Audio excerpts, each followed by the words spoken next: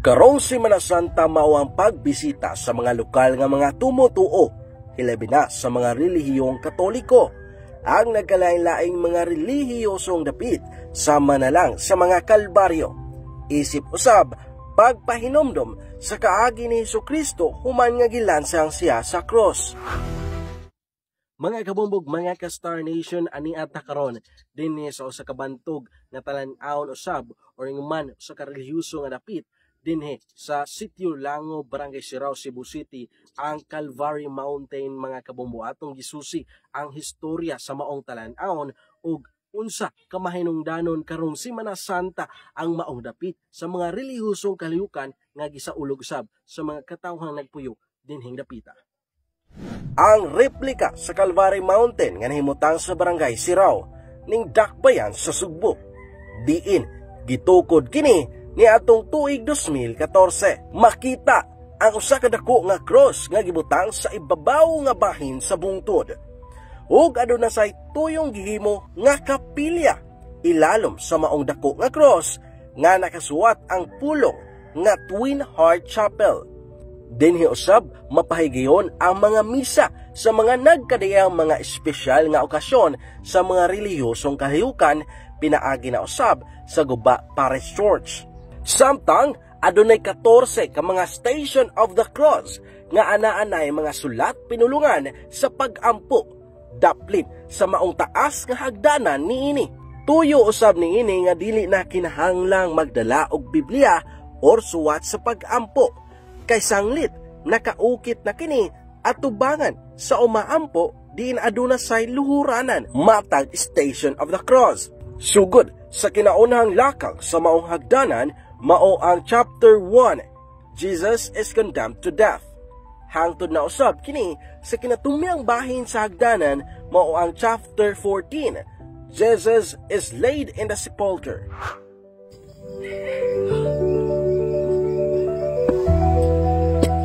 So alright mga kabombo, so ani ana kita dinhi sa tunga-tunga nga bahin ining hagdanan na paingon na ngadto sa cross usab mga kabombo. Sukad didto hantod dinhi napita og didto gyud sa pinalasan usab nga cross mukabat no sa 73 ka mga steps nga imong sak-on mga kabombo.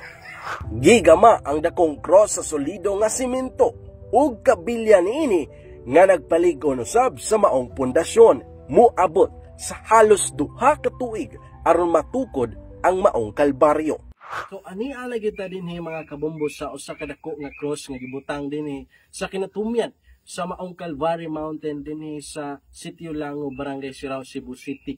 Ang maong cross no mukabat sa gitas-on niini nga 33 feet mga kabombo ug 8 usab ka feet or 8 feet below the ground usab mismo mga kabombo nga nagatukod na niini. Ang ilaw niini mga kabombo usab pod ka chapel. So ang maong gitas-on nga 33 ka feet nagabase usab sa 33 ka tuig ni Hesukristo dinhi sa kalibutan.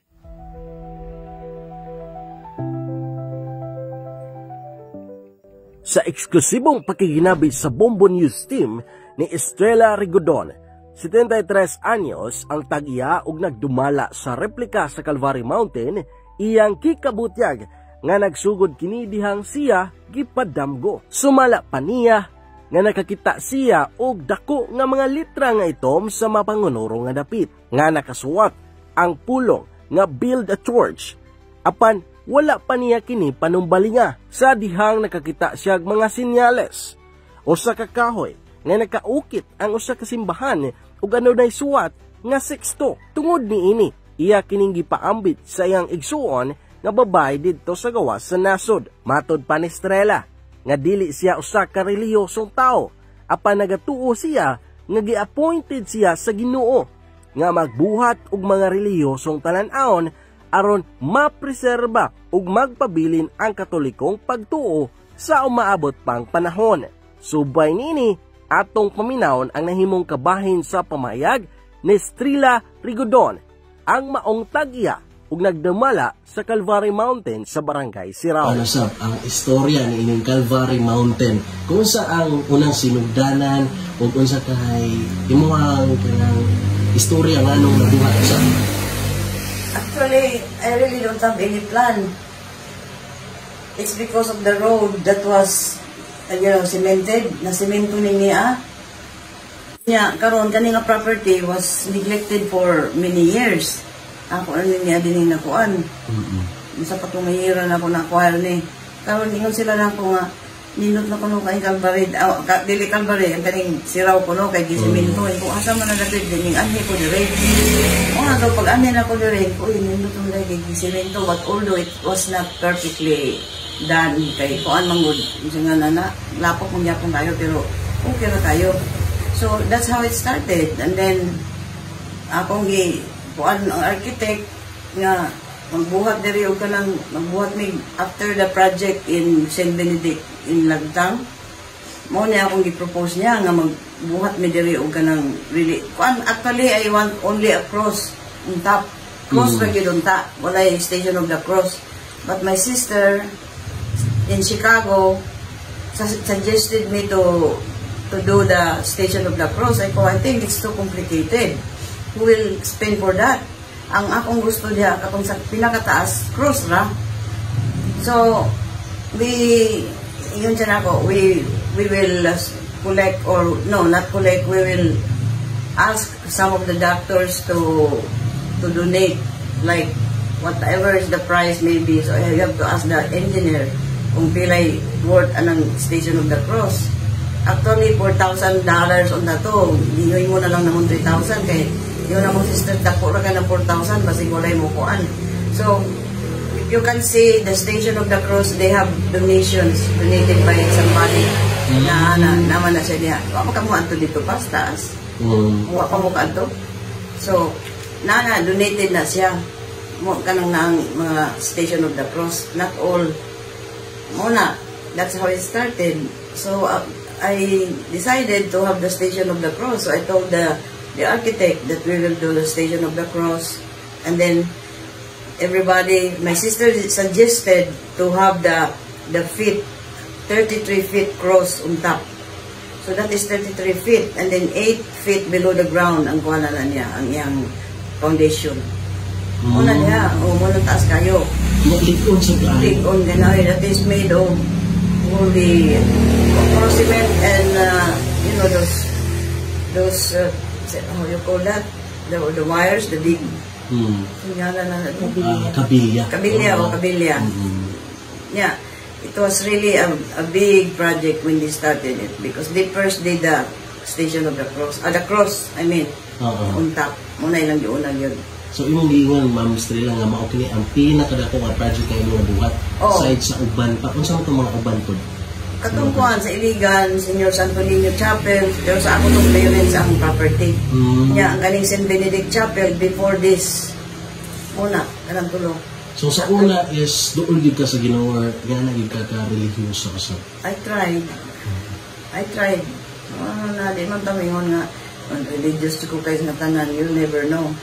Bisa po mo yung nagsulti, pero, I mean, not exactly that you're religious. If God appointed you, there are so many people unfit, but God appointed them to do this.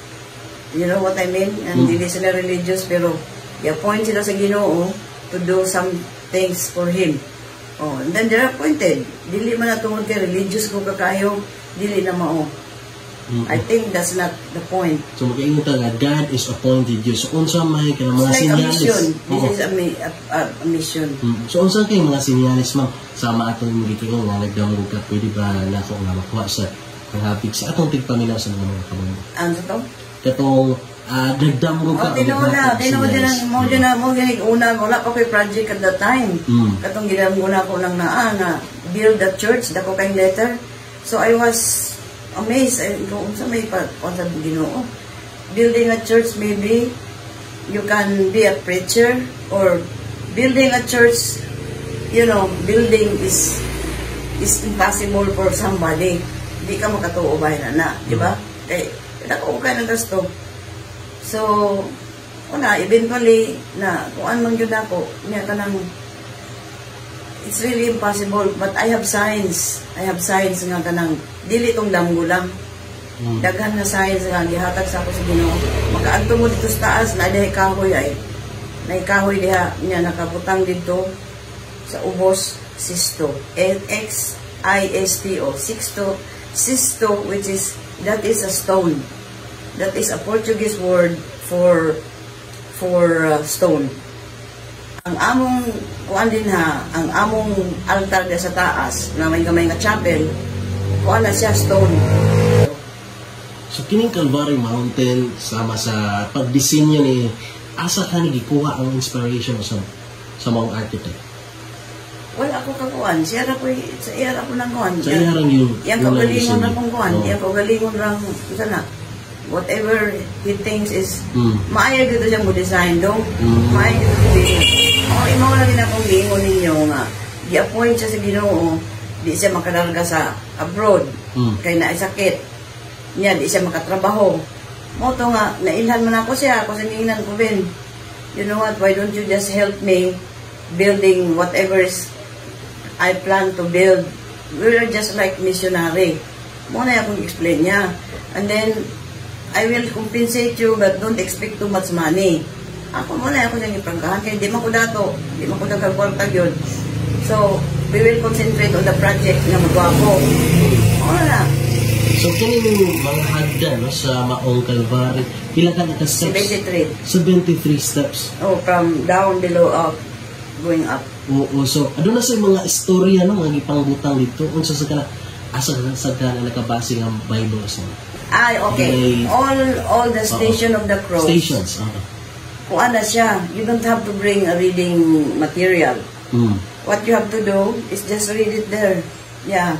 And then you go up one by one, it's already there. You don't have to bring anything.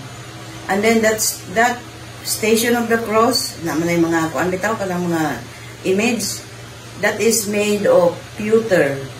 Kanang pewter is a special kind of metal na i-order na nako sa Belgium. Isang karon wa jud madaot. A lot of people was asking me what kind of material this is. You know what kind of Station of the Cross that made of. Ako silang giingnan, that's a pewter. Kaya tingala sila, wa dyan madaot. Kaya magpalit kung kag ka ng mga, kuan lang bitaw, mga local. Madaot man na, kuan na yan, magsige kang ilis. Dilisad mo, kuan, i-roll ba? Oh. Kaya wa dyan na, maurag yung mga itsura niya ever since. Or how many years na na. Oh, so na. Makita inato na, bisitaw kasi sa pipilang ka mga tao dyan nga, kita ino. Kasagaran ka na sa akali dagsaon. Karong kuan, Good Friday mo daghan. Although, during the start of the Holy Week, like Monday until Friday, there are people that comes, but Good Friday is the best. A lot of people comes here every year. Every year. So, bisag dili pa Good Friday, bisitahon nga po sa mga tao. Oh, bisag dili Good Friday. So, aduna sa aside sa mga tao, mga turista, mga lokal, ano sa mga monghe or mga nasa dili na gani, mga pari na akod. Oh. So kinitanan is libre ra gid walay libre. Wala. But we're trying to sell a t-shirt yung mga give over na mo sa kuan pero na yung mga design sa kuan bitaw ka ng sa libro. Pero I'm not encouraging to sell anything na kanabitaw mo kuan or personal gain. Di ko na. So kini is for para lagi sa mga tao kumuha ng concept sa Ginoo. Wala gina. So okay. So para nimo naisip ka na owner meaning na mao nga lugar, para nimo unsa man mo masulti or unsa ka mahinungdanon na i-visit nimong lugar or naman any Calvary place karong Holy Week na, like, anong importante man siya or unsa ka man hinungdanon na mo bisita? It's because this is the story of our Lord when before he was crucified, when he went to Calvary. Mount Calvary. Kung man story mo na importante, ang kabalo ka sa story sa Ginoo. Nga na Station of the Cross. So, ito may pagsakripisyo sa mga mahimo nilang simbolo gid ba nga ana wala simbolo din ha. Ana dia mo base ang imong faith kanang mga tao mo ani dire, that means they have faith and they want to celebrate the death of our Lord. So mag-start gisa sa station niya mulihod, niya mulakaw na sa. Isa dili ka mulihod na po, pwede naman magtintindo kay siminto mo na. As you wish, kung magaluhod ka pa. And then going up until the last station. Ano na sa bay mga masakiton nga bisita din or so far wala ko abot lang kag na ba kay mga masakitong money pero naman mga tigulang din lang ng pumangani, but I don't ask. I don't really ask. They are really sick, somebody has to help them, you know.